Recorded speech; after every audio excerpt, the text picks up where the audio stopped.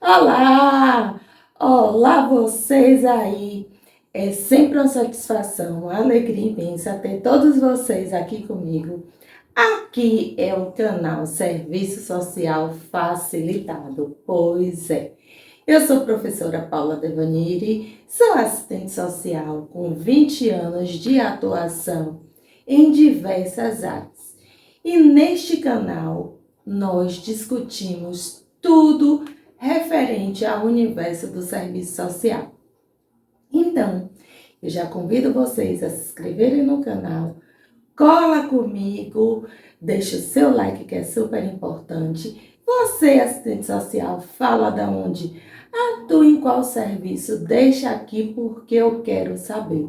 Você, estudante, está em qual período? Já está realizando um estágio curricular ou está realizando um estágio extracurricular?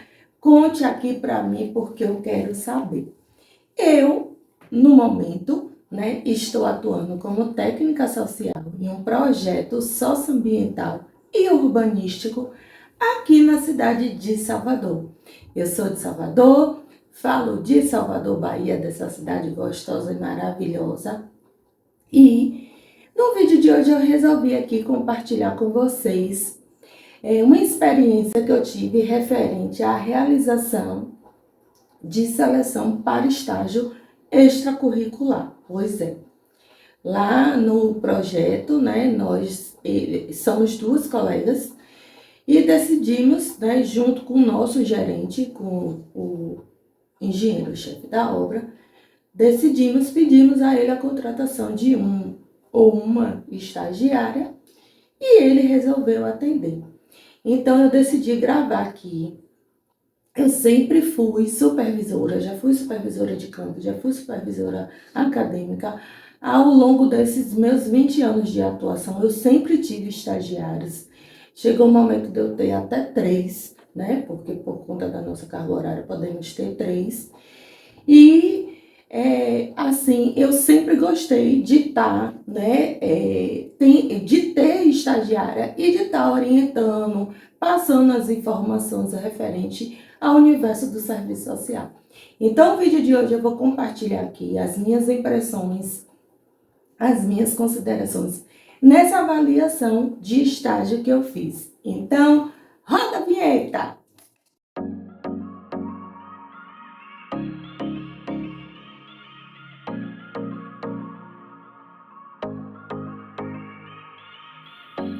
Então, vamos lá, Já botei meus olhos aqui.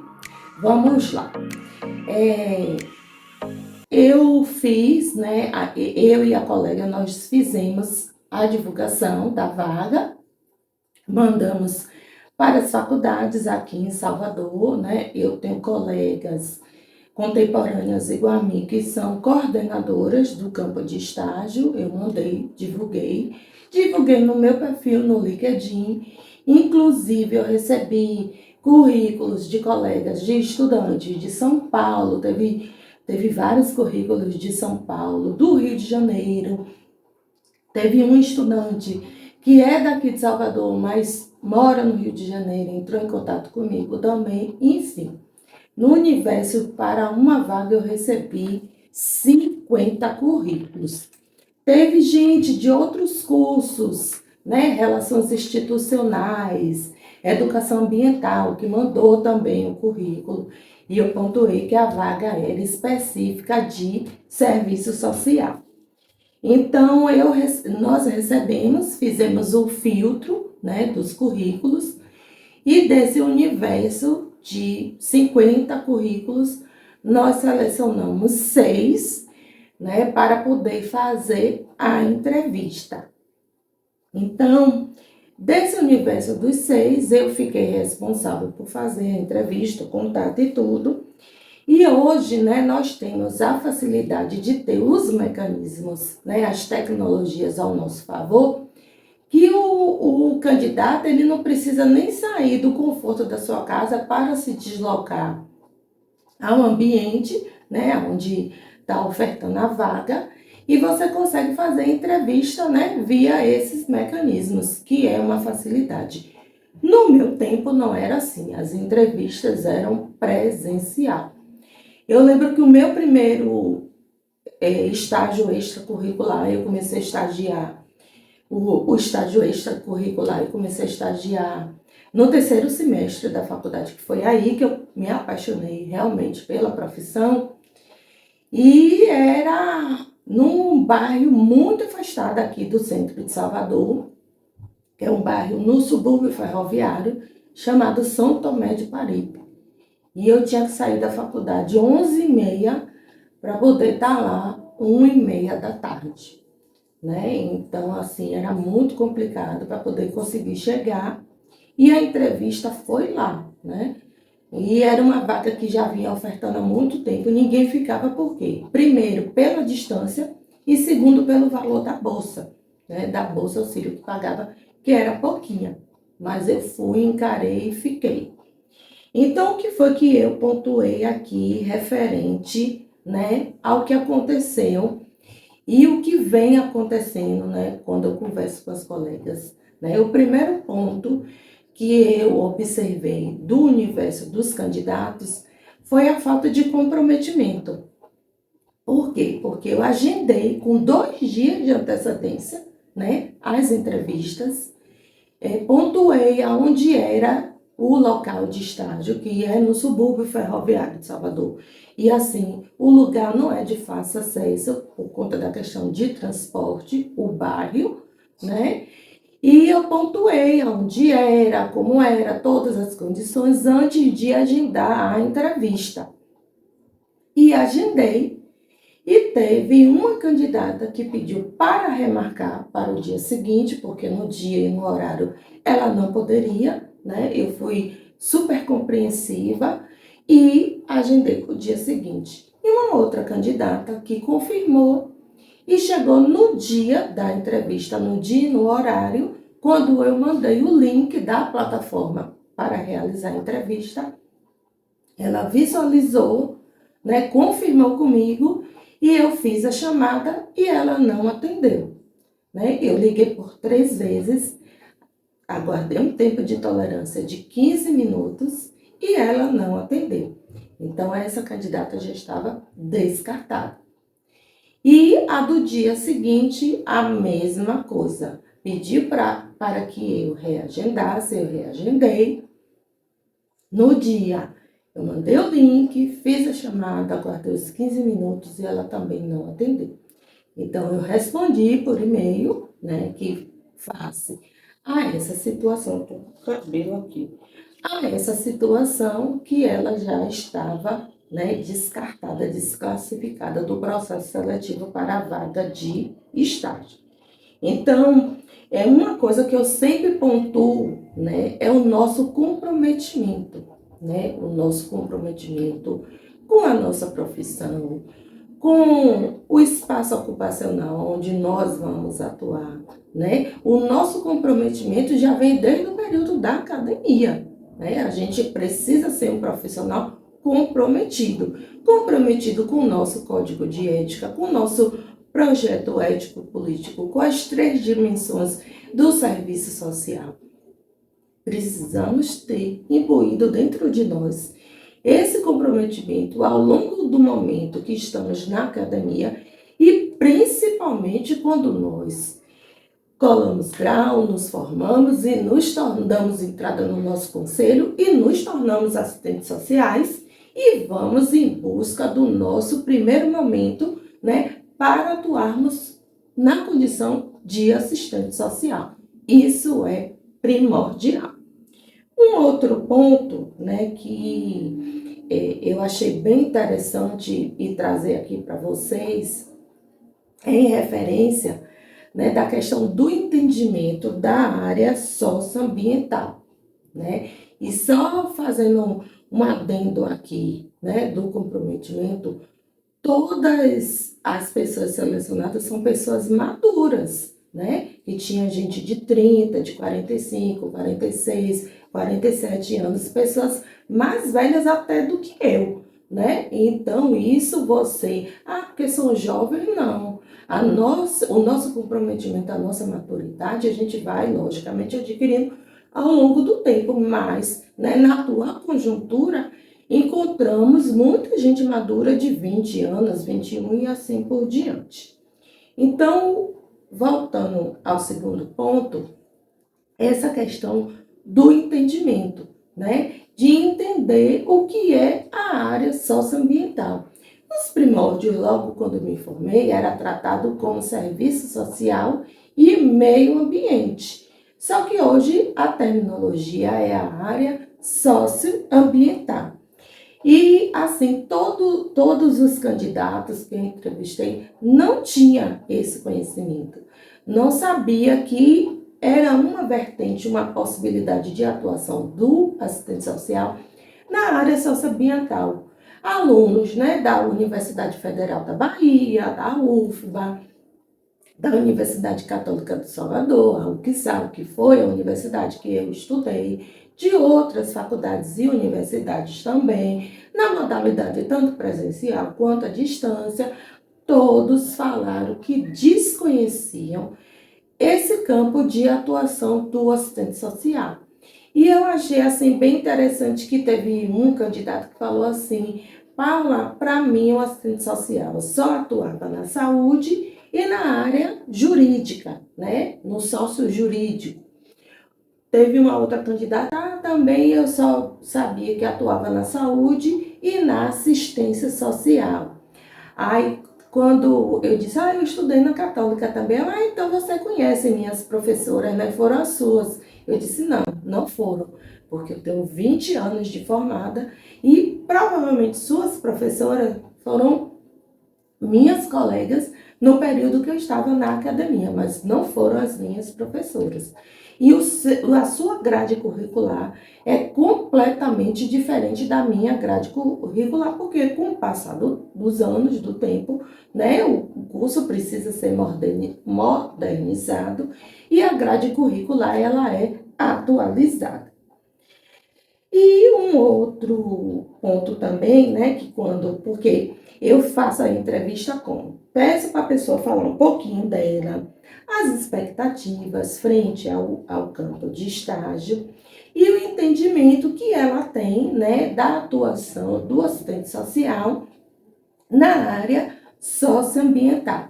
E eu achei bem interessante que teve uma candidata que falou assim, Paula, eu imagino, né, que eu disse, é um canteiro de obras, né, onde tem várias pessoas, vários profissionais, responsáveis por fazer várias coisas, e o que é que você vislumbra? Aí ela pegou e fez assim, eu imagino que um canteiro de obras seja equiparado a um CRAS. Eu deixo falar, né, e depois eu vou e retrato. Seja equiparado ao CRAS, né, que o usuário chega, né, o demandatário chega, o cliente, ela ainda falou cliente, chega e ele vai ter suas demandas, né, atendida e vai obter a resposta, né? Aí ela foi falar. Eu disse, primeiro que a gente não trata, né, a gente não usa, eu não sei como é que tá, né, na faculdade, a gente não usa mais esse termo de cliente. A gente pode estar utilizando o usuário, porque é o usuário do serviço, ou demandatário, que é o ser que demanda aquele serviço, ou paciente, quando se trata da vertente da saúde, mas cliente a gente não utiliza mais. Em um canteiro de obras, ele não pode ser equiparado com o equipamento do Centro de Referência de Assistência Social. Por quê? Porque o canteiro de obras, ele é um espaço onde tem vários profissionais, né, que é a parte de execução da obra em si, da intervenção. A gente trata assim como a intervenção. Então, tem a equipe de campo, que são os colaboradores que fazem a execução da obra, tem a equipe de campo, que é a equipe do social, que vai para as localidades, que vai para o campo, atender as demandas dos moradores, da população que está sofrendo impacto direto ou indireto com a intervenção em si. Tem equipe de engenharia, de topografia e assim por diante. E todo o trabalho que nós fazemos, ele é em campo. fazemos o trabalho no escritório, né, na nossa sala, no canteiro de obras, e, né, atendemos também algumas demandas naquele espaço, mas são demandas pontuais, e a nossa intervenção transcorre 90%, podemos dizer, no campo, no espaço aonde está sendo executado a intervenção. Ela, puxa, Paula, eu jamais iria imaginar assim, dessa forma. Ou você me esclareceu, fiquei bem interessada. Inclusive, vou pesquisar mais porque eu gostei e assim por diante, né? E para nós finalizarmos, eu estava retratando, né, a diferença do estágio curricular e do estágio extracurricular, porque essa vaga é de estágio extracurricular, que a carga horária pode ser de 20 ou 30 horas, e no caso lá, para a gente é interessante que tenha alguém de 30 horas, ou seja, que tenha que estudar no período noturno, porque a carga horária é a nossa carga horária de 8 às 15 horas, né? 30 horas semanais, 6 horas diária. A gente disponibiliza tanto o café quanto o almoço que é feito no próprio canteiro de obras, 1 hora de almoço, e o valor da bolsa, que é um valor assim que eu achei bem bacana, tanto a bolsa quanto o transporte também, que o valor da bolsa é de R$ 1.215. E aqui, né, o que eu tenho observado é bolsa de 500, de 600, 700. O máximo que eu vi foi R$ 800 para 30 horas, né? E quando é 20 horas é menos ainda. E eu tenho sempre pontuado com as colegas justamente isso, né? Que são poucas vagas que surgem. Quando surgem, né, uma vaga só, o valor da bolsa não é assim um valor bacana. E muitos alunos terminam aceitando pela dificuldade, né, do estágio, de encontrar o estágio. E como, né, tem essa dificuldade, eu já vi em uma faculdade à distância, alguma aluna até que eu orientei, que a faculdade passou um trabalho equivalente a 2 campos de estágio, um trabalho assim bem trabalhoso, individual, mas equivalente a 2 campos de estágio. Eu não sei se isso é permitido, ou sei lá como é que é passado isso para frente, mas, né, jamais um trabalho pode substituir o campo de estágio, que é a prática, onde você vai ver o profissional vai te orientar, você vai em determinado momento, né, fazer intervenções sozinho sobre a supervisão do profissional. Teve um estudante que perguntou, eu fico sozinho? Eu disse, em momento, apesar de ser um estágio extracurricular, em momento nenhum você vai ficar sozinho. Quando eu for fazer as visitas domiciliares, eu ou a colega, você vai nos acompanhar. Quando você for sentar para fazer os relatórios, você vai estar sob a nossa supervisão. Quando for para participar das reuniões, que temos reuniões semanais, né, com a equipe da supervisora, você vai participar.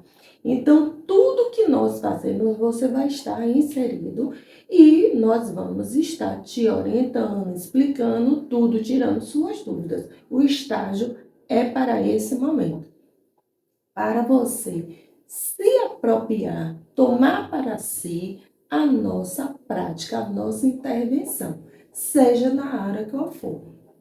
Aqui, no caso, é a área socioambiental. Então, a gente vai conversar, eu vou explicar como é, o que é o projeto, como funciona o projeto e assim por diante. Então, né, o que fez essa pergunta, né, ele ficou assim maravilhado, falou, eu adorei, tomara que eu passe nessa seleção e assim por diante, né? Então, assim, eu achei importante trazer, né, essa retratação, essa colocação aqui para vocês, para que, principalmente, né, os estudantes, né, tenham essa consciência, né, essa consciência de que os espaços ocupacionais, perdemos muitos espaços ocupacionais para outros profissionais, por quê? Pela falta de conhecimento, pela falta de conhecimento, seja tanto da existência do espaço ocupacional, tanto pela falta de conhecimento de propriedade em si daquela área, né? Perdemos muitos espaços. Estamos num momento que existe muitos profissionais e poucas vagas. Então, quando saímos da academia, né, eu digo a gente sai verde porque a gente sai com todo o embasamento teórico. E a prática, né? Como é que a gente vai se portar na nossa prática? Como nós vamos trazer a nossa prática, né? Associar a nossa teoria com a nossa prática. Muitas colegas, né, que eu realizo mentoria, né, justamente por isso, porque tem, mas não sabe colocar em prática, não sabe o que fazer, não sabe por onde começar, né? E olhe que hoje existe venda de modelos de tudo, modelos editáveis, de relatório, de pareceres e assim por diante. E é uma facilidade, que no meu tempo não tinha nada disso, você tinha que estar ali aprendendo, né, no combate, né, como eu sempre digo, você ia para a linha, para o fronte, para a linha de frente, para o combate. Então, o vídeo de hoje é esse. Cola aqui comigo, se inscreve no canal, deixa aqui o seu comentário que é super importante. Você, estudante, como é que você vem se preparando para a sua atuação daqui a uns anos, daqui a 1 ano, 2 anos, quando você já estiver formada? Conte aqui para mim, porque eu quero saber. Você já está estagiando? Não está? Ainda está em busca? Você fala de onde? Deixa aqui o seu comentário, porque eu quero saber. Um abraço, um cheiro, paz e bem e até o próximo vídeo. Tchau, tchau!